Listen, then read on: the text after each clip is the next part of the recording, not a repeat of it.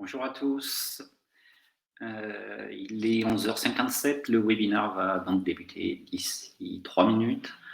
Je veux bien que quelqu'un me confirme au travers de la fenêtre de questions que vous m'entendez bien, que vous m'entendez correctement, en simplement me disant oui.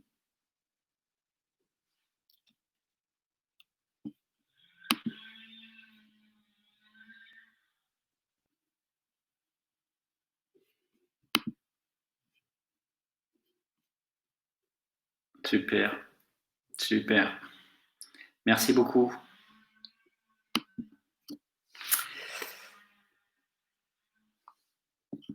Donc on patiente 2 minutes et puis on commence. Et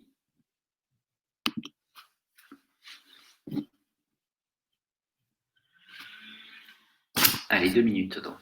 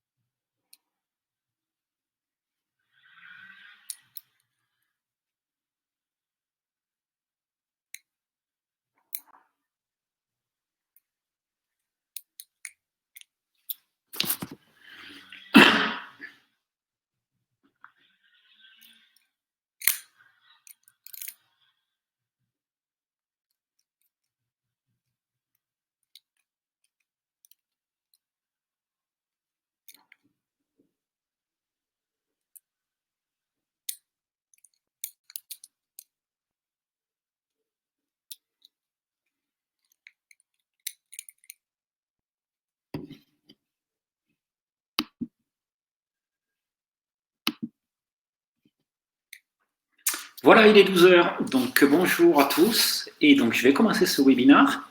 Je vous souhaite la bienvenue. Donc l'objet de ce webinaire aujourd'hui, c'est la stratégie de commercialisation d'une offre SaaS.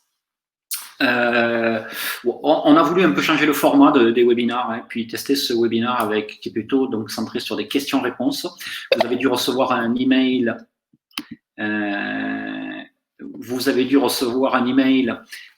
Juste avant le webinaire, sauf peut-être pour les gens qui se sont inscrits simplement aujourd'hui ou hier, vous proposant de poser donc vos questions. Donc j'ai reçu quelques questions sur lesquelles je vais essayer de répondre au travers de 2-3 slides. Voilà, maintenant si vous avez d'autres questions, n'hésitez pas à les poser au fur et à mesure. Et puis, je répondrai aux questions qui sont posées en direct. J'y répondrai une fois que j'aurai répondu à ces premières questions. Donc, allons-y. Alors, donc il y a 3 sujets qui m'importent et c'était 3 sujets que je voulais discuter, 3 sujets importants de la stratégie de commercialisation pour une application SaaS. Et je précise, je m'intéresse aujourd'hui uniquement à une application SaaS et pas à un logiciel donc on-premise. Donc les 3 sujets que je voulais aborder, c'est les routes to market, c'est-à-dire les modes de distribution, que ce soit le mode direct ou indirect, et le mode indirect au travers de partenariats technologiques et ou commerciaux. Ça, c'était donc le premier sujet. Et je vais prendre il y a quelqu'un qui n'a pas de son. Par contre, j'ai l'impression que tout le monde a du son. Donc, car là, c'est peut-être chez vous que ça pose un problème.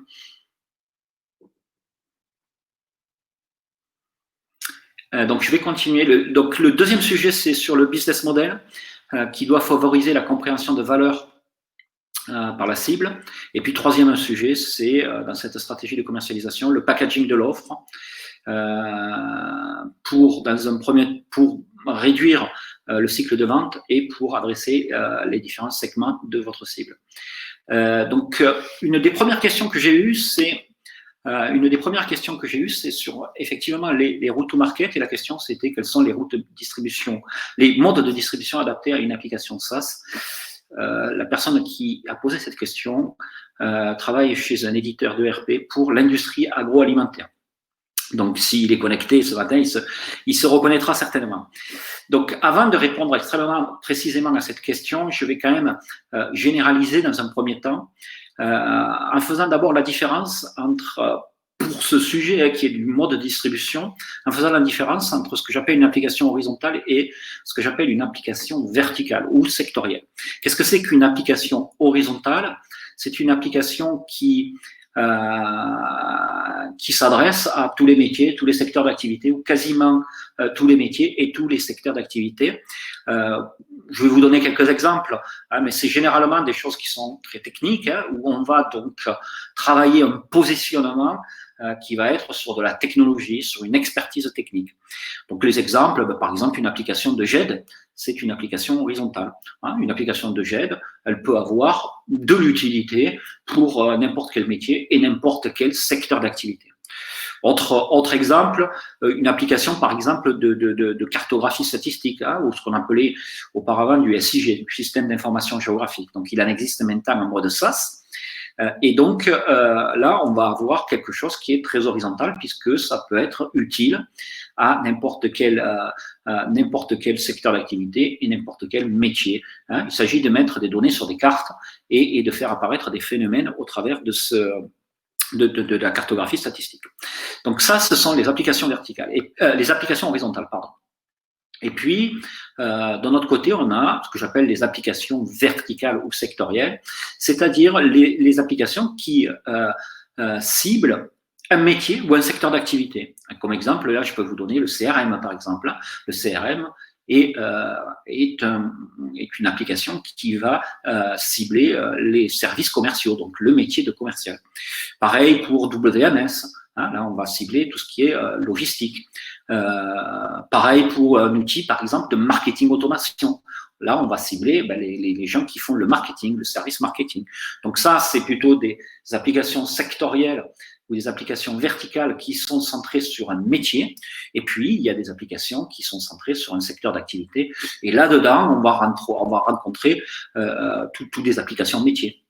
La personne qui a posé cette question ici, c'est un éditeur de ERP pour l'industrie agroalimentaire. Donc, il est clairement dans une application de type vertical ou sectoriel et centré sur un métier qui est l'industrie sur un secteur d'activité, qui est l'industrie agroalimentaire. Voilà. Alors maintenant, qu'est-ce qu'on peut dire sur les modes de distribution? Et je pense qu'il faut le séparer parce que c'est assez différent de l'application horizontale par rapport à l'application verticale. Donc, qu'est-ce qu'on peut dire? Que pour une application horizontale, et pour une application verticale, le mode de vente direct est adapté aux deux. Et ça, c'est lié au SaaS.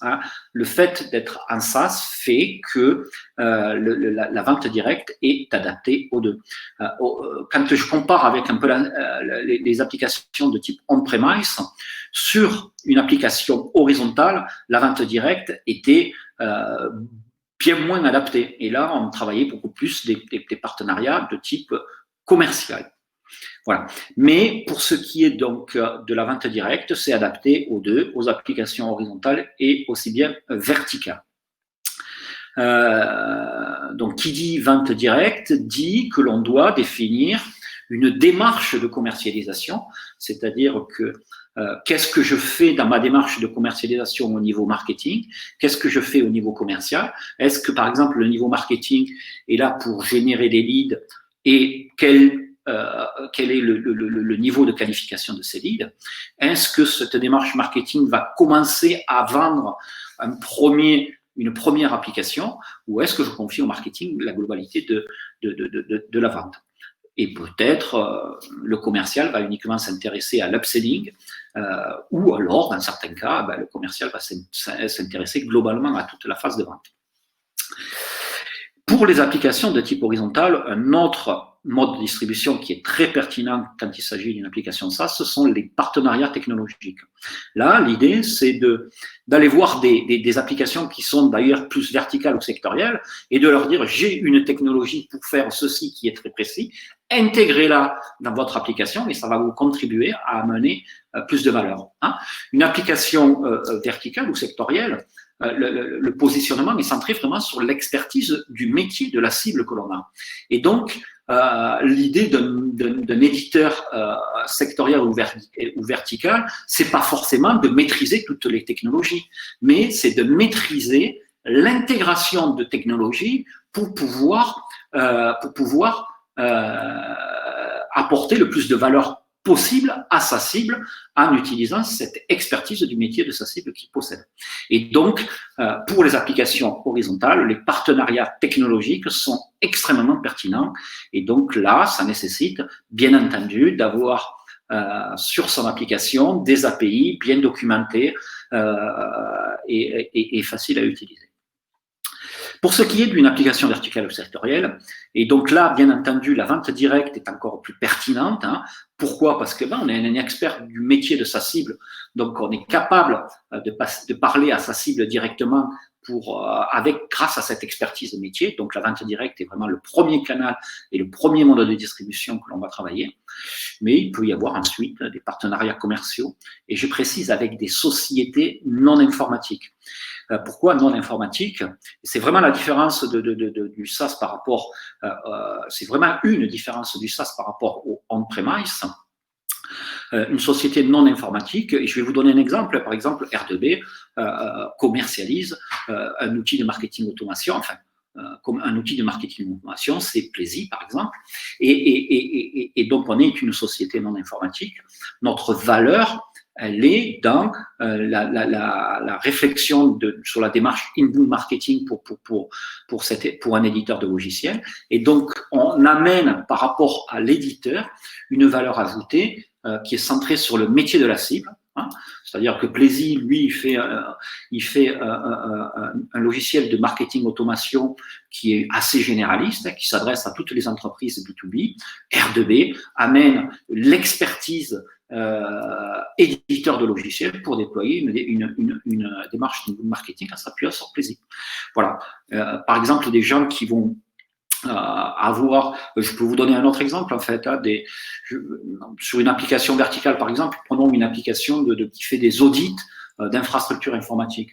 Eh ben, peut-être des sociétés qui font du service sur l'infrastructure informatique vont avoir besoin d'un tel outil pour pouvoir faire une analyse en fait de l'infrastructure de leurs clients avant de proposer des services sur l'infrastructure. Voilà. Et donc, on est plus, quand on est dans le mode du SaaS, sur des partenariats commerciaux non informatiques par rapport à ce qu'on avait on-premise, où on avait des intégrateurs, on appelait ça aussi des value-added resellers, mais c'était des sociétés à expertise informatique qui amenaient une valeur de proximité aux clients. Et ça, c'est de moins en moins pertinent avec le SaaS. La proximité a de moins en moins de valeur. Et puis, pour ces applications sectorielles, également, le partenariat technologique peut être pertinent à partir du moment où on a une proposition de valeur étroite. À partir du moment où on a une proposition de valeur étroite. C'est-à-dire, on n'est pas un éditeur de RP, on n'est pas un éditeur logiciel métier, mais on fait quelque chose d'extrêmement précis pour un secteur d'activité ou un métier, et c'est plus dans le sens d'un métier. Je ne sais pas, par exemple, amener des données pour intégrer dans un CRM qui va donner des données de prospection. Là, on peut travailler un partenariat technologique avec des éditeurs de CRM, notamment, et ça a du sens. Donc ça, c'est adapté à partir du moment où on est sur une proposition de valeur précise et étroite et le partenariat. Sinon, si on est sur une proposition de valeur large, le partenariat technologique n'est plus pertinent pour un éditeur sectoriel. Donc maintenant que j'ai dit tout ça, on va pouvoir enfin répondre à cette question. Quels sont les modes de distribution adaptés à une application SaaS, sachant que cette application SaaS, c'est une application métier pour l'industrie agroalimentaire. Clairement, la vente directe et probablement le partenariat de type commercial. Hein, le partenariat de type commercial, alors il faut essayer de réfléchir à quel type de partenariat commercial, mais ça peut être, je sais pas, des gens qui interviennent, des sociétés qui interviennent sur la productivité, sur la production, hein, peut-être, je sais pas, des gens qui font des analyses de production, des cabinets de conseil qui travaillent dans ce domaine-là. Voilà.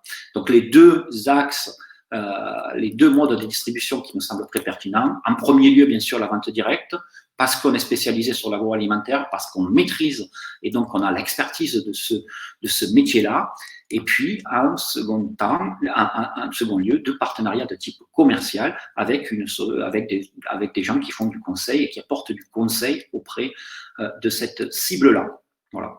Et dans ce cas-là, comme on est probablement sur un logiciel métier, donc à périmètre fonctionnel relativement large, à proposition de valeur relativement large, le partenariat technologique n'est pas pertinent. Est-ce que vous avez des questions par rapport à ce sujet? Est-ce qu'il y a d'autres questions par rapport à ce sujet du mode de distribution? Est-ce que vous voulez soumettre votre positionnement pour pouvoir le discuter? N'hésitez pas à faire ceci et je répondrai à la question avec plaisir. En attendant que vous posiez vos questions, je vais continuer et passer à la deuxième question qui m'a été posée, qui, elle, porte plus sur le business model. Et la question, c'était, est-ce que le nombre d'utilisateurs est le bon critère de prix pour une application SaaS? Et l'entreprise qui posait cette question, c'est un éditeur d'un service numérique pour la conformité fournisseur. J'expliquerai en 2 mots ce que c'est tout à l'heure. Avant de répondre précisément à cette question, et comme tout à l'heure, je vais quand même donner quelques éléments de réponse généralistes. N'oublions pas que le SaaS est un abonnement à un service. Hein, et dans cette notion, je veux parler que cet abonnement à ce service doit mener vers la finalité. Hein. C'est vraiment pour moi la différence entre une application, entre un logiciel on-premise et une application SaaS, c'est la notion de finalité. Hein. Si vous voulez, le logiciel on-premise, c'est pour moi un moyen, c'est-à-dire des fonctionnalités que l'on met à disposition d'un client. Dans le SaaS, il y a une notion de finalité. Hein. Il y a une notion de finalité. On va au-delà du moyen, on amène du résultat directement. Donc ça, c'est à prendre en compte pour définir le business model. Ensuite, deuxième élément, c'est que le mode de pricing d'une application SaaS doit aider à matérialiser la valeur de cette application auprès de la cible. C'est-à-dire qu'on est avec une application SaaS, comme on l'était avec un logiciel, sur une offre que je qualifie d'intangible. Ça veut dire intangible, ça veut dire que c'est très difficile pour la cible de percevoir réellement la valeur que ça va lui amener avant de l'avoir acheté et mis en œuvre dans son environnement. Et donc, le prix, qui est un élément du marketing mix, le pricing, qui est un élément du marketing mix, doit nous aider à matérialiser cette valeur. Et donc, pour cela, il faut choisir un critère de prix qui va faire comprendre notre valeur. Je vais essayer de donner des exemples et on va s'appuyer en fait sur l'exemple de la question qui a été posée. Et puis, troisième remarque, le pricing, le business model doit être centré sur l'usage, hein, c'est-à-dire que ce que je veux dire par là, c'est que on est sur un service, un abonnement à un service, donc plus on utilise ce service, plus on doit le payer, moins on l'utilise, moins on doit le payer. Hein, voilà.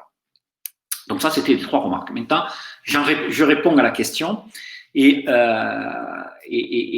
donc, un éditeur de services numériques pour la conformité fournisseur, on peut imaginer que c'est quelqu'un qui va s'assurer pour une entreprise qui fait appel à des fournisseurs de la conformité de des fournisseurs. Il y a une notion d'obligation légale là derrière, hein, qu'on appelle l'obligation de vigilance, qui oblige tout donneur d'ordre à avoir à jour pour ses fournisseurs un extrait cabis, le fait qu'il soit à jour de ses déclarations URSSAF, hein, c'est un document, et un troisième, c'est une liste des employeurs étrangers qu'il emploie. Voilà.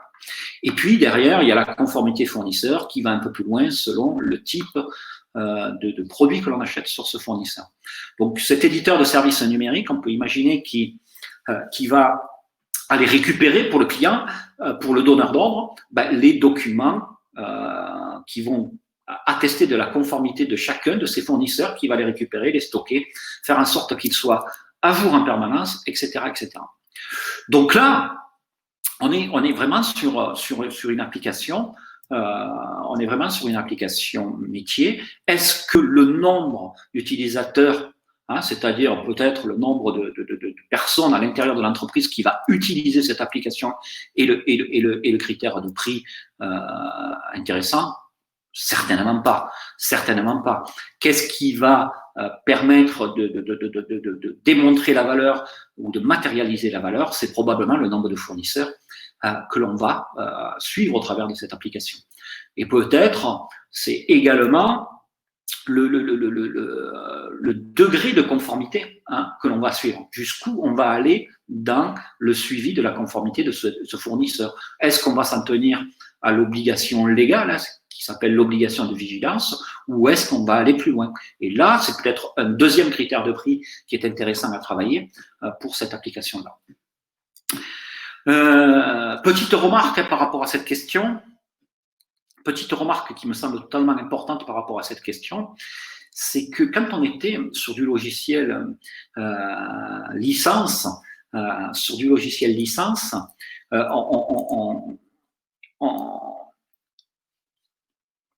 on utilisait des critères de prix, on était très limité dans l'usage des critères de prix, et c'était souvent le nombre d'utilisateurs, mais aussi le périmètre fonctionnel, les modules. Et puis, pour certains logiciels très informatiques, très horizontaux, la puissance du serveur sur lequel tournait le logiciel. Voilà. Aujourd'hui, le SaaS nous permet de faire des choses beaucoup plus larges, beaucoup plus vastes, et d'être beaucoup plus centré sur la valeur que l'on délivre et l'usage. Et donc, il ne faut pas s'en priver. Pour moi, très honnêtement, le nombre d'utilisateurs est un critère valable à partir du moment où la collaboration est une des valeurs principales de l'application. Une comme le CRM. Le CRM, une des valeurs principales, c'est la collaboration entre les commerciaux et la remontée d'informations des commerciaux vers la direction commerciale et le suivi des opportunités commerciales. Donc là, une des valeurs principales, et c'est la collaboration. Et puis, la valeur d'un CRM dépend de la taille d'un service commercial, c'est-à-dire du nombre de commerciaux qui vont l'utiliser. Donc là, c'est valable. Mais pour toute application qui est très métier, le critère de prix centré sur l'utilisateur, à mon avis, n'est pas le bon, et on peut trouver généralement beaucoup mieux. Pour pouvoir nous aider à matérialiser la valeur de notre offre. Je rappelle que c'est important parce que c'est difficile pour un client de la percevoir cette valeur avant d'avoir mis en œuvre cette application dans son environnement. Voilà pour cette question. Toujours pareil, si vous avez encore des questions sur ce sujet, n'hésitez pas à les poser et j'y répondrai ensuite. Et je passe à la troisième question, qui est plutôt sur le packaging. Alors moi, je l'ai mis sur le packaging, alors elle n'est pas spécifiquement sur le packaging, mais elle me donne l'opportunité de vous parler packaging. Et cette question, c'était, doit-on proposer une offre gratuite? Et c'est un éditeur de CRM qui l'a posé. Donc toujours pareil, j'y répondrai plus tard, mais là, je vais quand même essayer de parler packaging un peu. Le packaging d'une offre, quel est son objectif? Packager son offre, c'est-à-dire faire peut-être différentes offres. Quel est son objectif? C'est réduire le cycle de vente. Comment on réduit le cycle de vente? C'est en minimisant l'effort de changement que l'on demande à notre client. Pourquoi un logiciel a un cycle de vente qui est souvent très long? C'est parce qu'on demande un effort de changement. Quand je dis changement, c'est mon client utilise une méthode de travailler telle qu'il utilise, et il a besoin de changer pour pouvoir prendre en compte mon logiciel et prendre en compte la valeur. Généralement, le cycle de vente long est lié au fait que on demande un changement qui est important. Donc l'idée du packaging, c'est de pouvoir proposer des offres d'entrée qui vont minimiser cet effort de changement.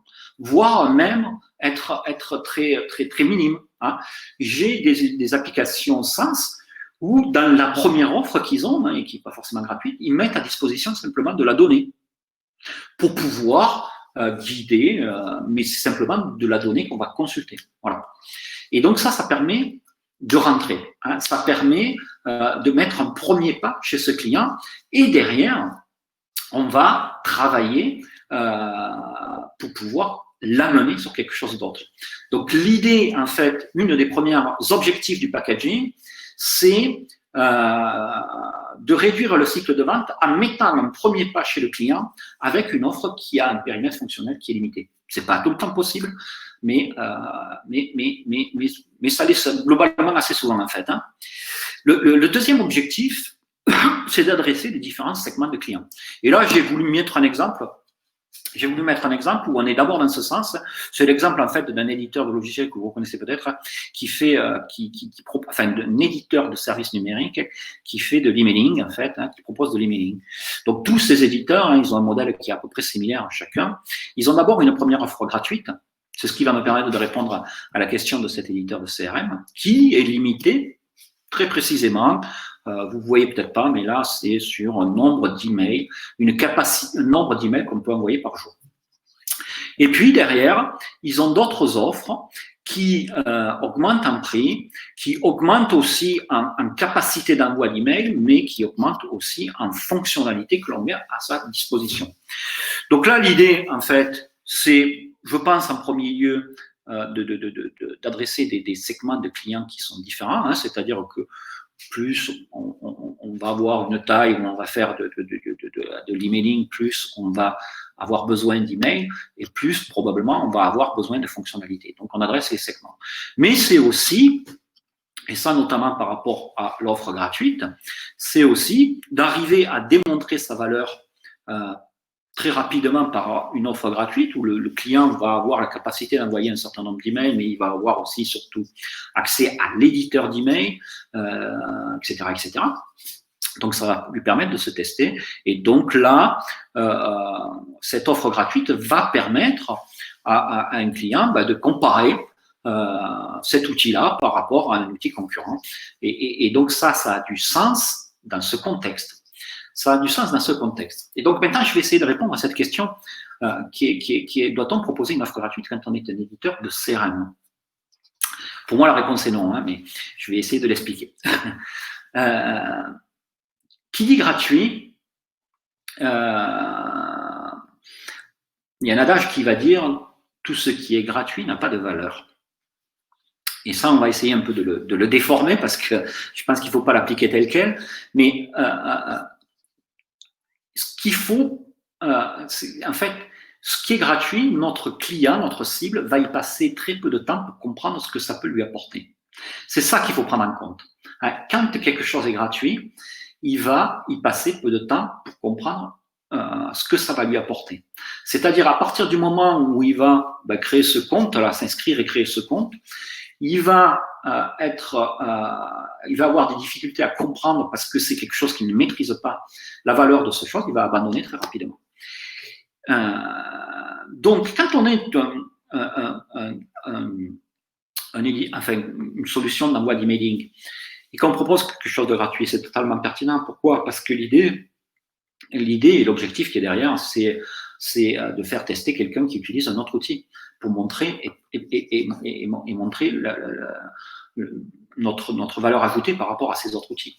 Et donc là, l'objectif, les gens qui vont venir, il y a de fortes chances que c'est quelque chose qu'ils connaissent et qu'il n'y a pas de problème. Deuxième truc, c'est qu'on a un critère qui est extrêmement précis, qui permet de limiter cette version gratuite. Voilà. Donc là, dans ce cas-là, il n'y a pas de problème. Par rapport à un éditeur de CRM, moi, je pense que c'est un peu plus compliqué. Je pense que c'est un peu plus compliqué dans le sens où, généralement, un logiciel de CRM est pricé par utilisateur. Et donc, pour pouvoir tester, on peut prendre un utilisateur ou deux, voir ce que ça donne. Mais est-ce qu'il faut le mettre gratuit? Est-ce que cette personne qui va vouloir comparer par rapport au CRM qu'il a va consacrer le temps nécessaire pour pouvoir comprendre si ce CRM, parce qu'il faut y mettre de la donnée quand même, hein, pour qu'un CRM, on arrive à percevoir cette valeur. Est-ce qu'il va y consacrer le temps nécessaire? J'en suis pas sûr. Et donc, par rapport à ça, je pense que pour un CRM, l'offre gratuite n'est pas forcément pertinente. J'ai eu une autre question que je n'ai pas notée ici par rapport à ça, c'est par rapport à l'essai de l'essai gratuit pendant une semaine, 15 jours, etc. etc. Est-ce que cela est pertinent? Mais là aussi, hein, il faut se faire un peu la même réflexion et se poser la question, est-ce que comme c'est gratuit, mon client va arriver à comprendre en un temps relativement limité, parce que comme c'est gratuit, il ne va pas y passer beaucoup de temps, la valeur que je lui amène? La réponse à cette question, elle dépend en fait du niveau de maturité du marché par rapport à une solution, par rapport à un logiciel. Plus on va être mature, et on peut dire que pour le CRM c'est mature, pour l'envoi d'email c'est mature, plus ça va pouvoir se faire. Et moins on est mature, c'est-à-dire plus on est innovant par rapport à la cible. Être innovant, c'est toujours par rapport à la cible. C'est-à-dire on va faire des choses que notre cible maîtrise peu, plus ça va être compliqué de proposer quelque chose de gratuit, sauf si on est sur un périmètre vraiment très très précis. Et plus ça va être compliqué surtout de proposer une version gratuite pendant un certain temps pour essayer. Voilà. Donc, si je résume, packaging, c'est super important pour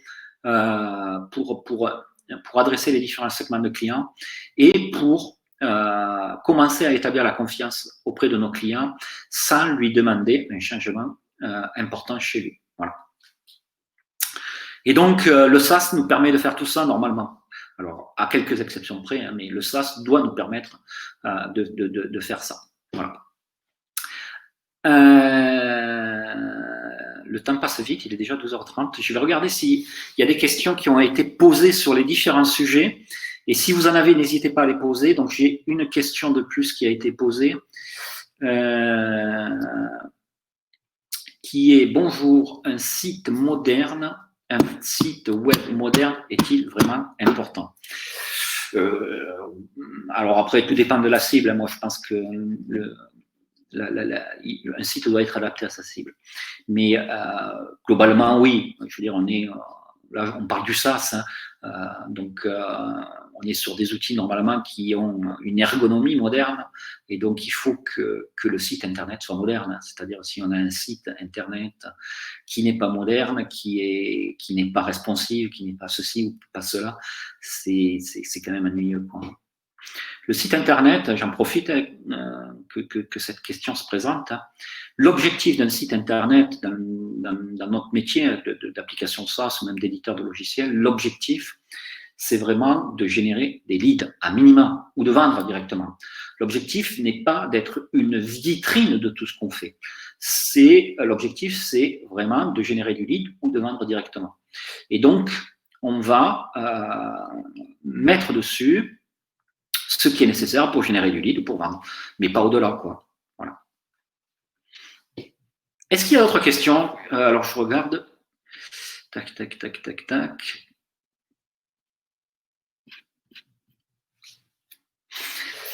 Alors, j'ai une autre question qui vient d'arriver. Bonjour, confirmez-vous que si l'application propose des fonctionnalités innovantes qui n'existent pas sur le marché, il est préférable de ne pas avoir de free trial? Trial, donc c'est l'essai gratuit. Oui, je le confirme. Oui, je le confirme. Alors, à moins qu'on soit sur quelque chose qui est extrêmement intuitif, qui est une valeur extrêmement intuitive. Mais sinon, moi, je fais attention à ça. Quand on est innovant, on a donc un marché, enfin une cible qui ne maîtrise pas ça, hein, et donc le free trial est compliqué. Voilà. Après, si on est vraiment sur quelque chose d'extrêmement précis, on peut avoir des exceptions à ça. Hein, mais il est important que quand on est innovant aussi, c'est assez difficile de mettre un prix sur un site internet, hein, de publier son prix sur le site internet. Pourquoi? Parce que quand on est innovant, c'est difficile pour quelqu'un de percevoir la valeur. Donc moi, c'est difficile, hein, de répondre de façon très généraliste par rapport à ça. Globalement, je dirais que je ne conseille pas d'avoir de free trial, sauf si votre valeur est extrêmement facilement compréhensible et que c'est très intuitif. Je vais prendre une autre question. Bonjour, comment se positionner sur une offre solution de type assurance? S'équiper d'une solution qui va nous être utile et accélérer les process à un instant T en cas de crise. On ne se rend pas compte d'un besoin quand on n'y a pas été encore confronté, mais qui peut quand même nous tomber dessus. Ouais, donc là, effectivement, je pense qu'on est dans un type d'application qui adresse quelque chose qui peut arriver, mais pas forcément, quoi, hein. Je ne sais pas, si je prends un exemple, tiens, je vais prendre un exemple. Prenez un système de surveillance informatique qui surveille le fonctionnement. Tant qu'on n'a pas de panne, on n'a pas besoin. Hein. Tant qu'on n'a pas de panne et qu'on n'a pas 1000 personnes qui sont bloquées, qui ne peuvent pas utiliser, on imagine qu'on n'en a pas besoin. Donc, ce genre de choses. Comment se positionner sur une offre ou solution de type donc, assurance? Pas évident, hein, c'est pas évident. C'est difficile pour moi de répondre à cette question comme ça, sans comprendre, sans connaître ce que vous faites. J'aurais préféré que vous me la posiez avant le webinaire pour pouvoir y répondre un peu plus précisément. Écoutez, je sais pas, je vais vous répondre par mail, hein, parce que je vais avoir le nom de votre société probablement, et je vais comprendre et peut-être vous donner une ou deux indications que j'essaierai de creuser, que vous pourrez essayer de creuser. Donc, je préfère pas répondre à cette question-là comme ça. Autre question, comment faire pour les clients existants si on décide de changer de pricing? Exemple, actuellement, un pricing à l'utilisateur pour passer à un pricing par fonctionnalité. Donc, alors, j'ai souvent ces questions-là, en fait. Je pense qu'on peut s'adapter. Donc, après, l'idée de changer de pricing, c'est pour de changer son modèle de prix, c'est pour conquérir de nouveaux clients. Hein. C'est généralement l'objectif est d'être plus efficace dans la conquête de nouveaux clients. Donc, moi, je n'ai pas de problème à ce que pour nos clients qui ont été sur un modèle de pricing à l'utilisateur, on le conserve jusqu'à un certain temps, le même modèle pour ces clients-là. Et pour la conquête des nouveaux clients, on part sur un autre modèle parce qu'il nous paraît beaucoup plus pertinent. Voilà. Donc, j'ai pas de problème. Après, rien n'empêche de voir comment on peut convertir un certain nombre d'entre eux. Mais je pense qu'il faut pas bloquer là-dessus, quoi. Il me semble qu'il faut pas se bloquer là-dessus, quoi. Voilà. Autre question, est-il pertinent de proposer une offre SaaS avec un produit qui n'est pas cloud based, installé en client lourd? Quels seraient les dangers, freins, limites d'une telle offre? Bon, alors là, il y a des freins qui sont un peu techniques. Hein. C'est assez difficile de répondre à cette question. C'est assez difficile de répondre à cette question dans le sens où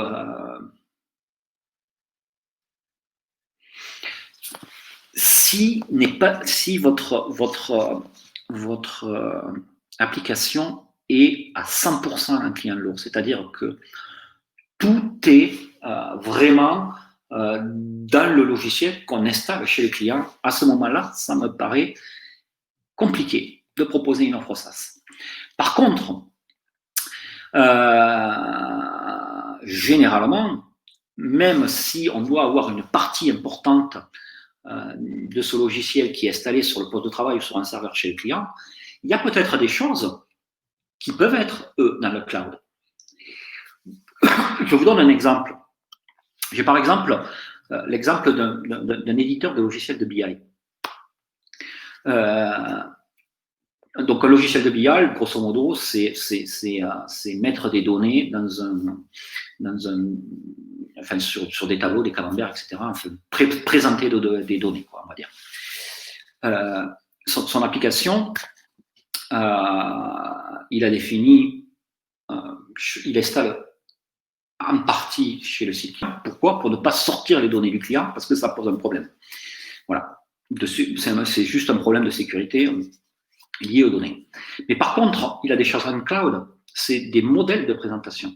Des modèles, c'est-à-dire des templates de présentation, qui sont ramenés automatiquement vers le poste de l'utilisateur quand il l'utilise. Voilà.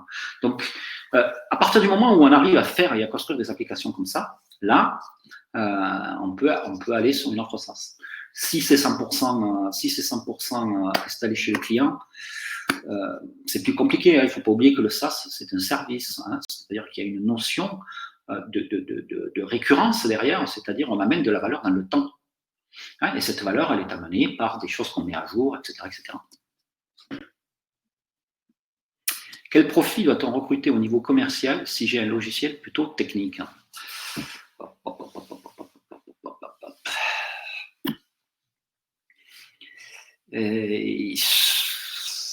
En fait, ce qui est important, c'est de définir le process commercial. C'est-à-dire, à quel moment le commercial doit intervenir? Est-ce que le commercial va faire de la prospection, par exemple? Ou est-ce qu'on a la capacité, de par l'architecture de notre offre, à travailler au niveau marketing pour pouvoir générer des leads d'un niveau de qualification intéressant, ou pour pouvoir vendre un premier package de notre application directement par le marketing, et là, le commercial va travailler du cross-selling. Voilà. Donc, quel profil doit-on recruter pour un commercial avec un logiciel un peu plus technique? Si le marketing fait une part du boulot importante, je dirais qu'il faut plutôt un commercial qui a des compétences techniques, mais bien sûr commerciales aussi, mais qui a d'abord des compétences techniques. Voilà. C'est difficile aussi de répondre à cette question à partir du moment où on n'a pas où je ne sais pas de quel logiciel on parle. Comment se départager sur son offre quand on est un petit challenger innovant versus les gros? Comment se départager, comment se différencier? Petit challenger versus des gros leaders moins souples. Donc là, il s'agit il s'agit de réfléchir vraiment à la largeur de notre proposition de valeur. Vous êtes un petit challenger innovant, il y a des choses probablement dans votre offre que vous faites extrêmement bien. Versus les gros leaders moins souples. Moi, je dis que le positionnement, c'est quoi? C'est la largeur d'une proposition de valeur adaptée à la largeur d'une cible. Si vous êtes face à des gros leaders, c'est-à-dire des entreprises leaders qui sont grosses par définition, c'est que votre positionnement est large. Hein, c'est-à-dire que soit la cible est très large, soit la proposition de valeur est très large, soit les deux. Et quand on est petit challenger, donc moi je pense qu'il faut réduire le positionnement, c'est-à-dire se centrer sur ce que l'on fait très bien ou ceux pour qui on le fait très bien. Voilà. Donc la différenciation se fait par la segmentation, soit de la cible, soit de l'offre. Je ne sais pas si c'est très clair, mais si vous voulez échanger à ce sujet, je suis à votre disposition. Hein. Et Claude qui pose une question. Donc, bonjour Claude, très longtemps que nous n'avons pas échangé ensemble, mais ça serait un vrai plaisir de le faire à vous. Vente-moi de SaaS pour un contrat de 3 ans d'engagement. Ouh là là, après les 3 ans, nous devons renégocier un nouveau contrat ou laisser en l'état avec 1% de majoration annuelle. Merci Claude. Claude, le SaaS normalement n'implique pas d'engagement contractuel dans le temps. Sinon, ce n'est pas du SaaS. je caricature un petit peu. Hein. Mais globalement, sur le SaaS, on a plutôt de l'incitation à s'engager pour une durée qu'un engagement contractuel. C'est-à-dire qu'on va dire à notre client, Mon abonnement, c'est un abonnement trimestriel ou annuel. Hein, après, si vous le prenez pour 3 ans, ben, ça vous coûte moins cher. Donc, après les 3 ans, nous devons renégocier un nouveau contrat ou laisser en l'état avec un pourcentage de majoration annuelle.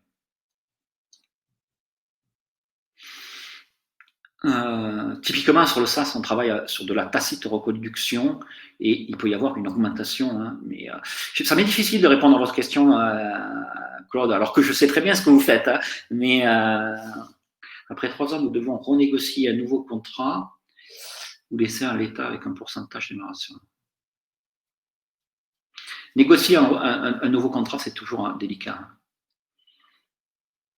parce que ça donne l'occasion à notre client de nous remettre en question et c'est jamais bon. Quoi. J'aurais tendance à laisser en l'état avec un pourcentage de majoration annuelle, mais il faudrait qu'on creuse un peu plus la question. Merci, vous avez répondu. Nous sommes sur du BPM, Business Process Management. C'est effectivement technique. C'est effectivement technique. Ouais, donc effectivement, si on arrive par le marketing à générer du lead de niveau de qualité intéressant, à ce moment-là, il faut peut-être quelqu'un qui a un côté assez technique quoi, pour pouvoir mettre en perspective rapidement. On est sur du BPM, un process management. Derrière, ce qui est important, c'est de travailler les usages, hein, c'est-à-dire d'arriver à facilement comprendre l'usage que l'on va travailler avec le client. Quoi. Donc, bon. Merci Claude. Et puis si vous souhaitez en discuter, n'hésitez pas à m'appeler. On pourra y réfléchir ensemble. Voilà, j'ai plus de questions. On a largement dépassé le temps. Je vais mettre fin donc à ce webinaire. Je vous remercie de votre participation active. Je vous dis à très bientôt pour un autre webinaire et je vous souhaite un excellent appétit. Merci bien.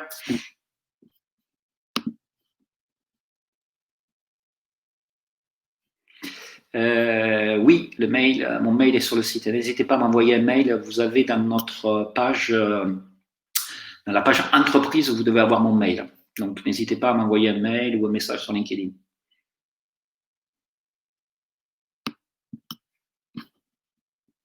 Au revoir.